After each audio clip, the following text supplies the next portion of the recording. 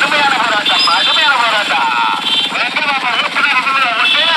முதல் பரிசு பெறுவதற்கு மதுரை மாவட்டம் அபையாபுரம் என்கிறார் மோகன் சாமி குமார். சீலவாணியின்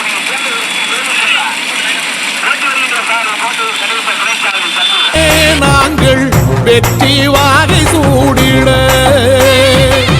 கண்ணு பட்டு போகுமே அவன் வீர வாழ்வை பாடிட. அவன் உடை ஒரு அழகு, அவன் நடை ஒரு அழகு, அவன் படை ஒரு அழகு, அவன் கொடை ஒரு அழகு, அவன் பேச்சொரு அழகு, கண் வீச்சொரு அழகு, அவன் சிரிப்பொரு அழகு, அவன் சிந்தனை அழகு.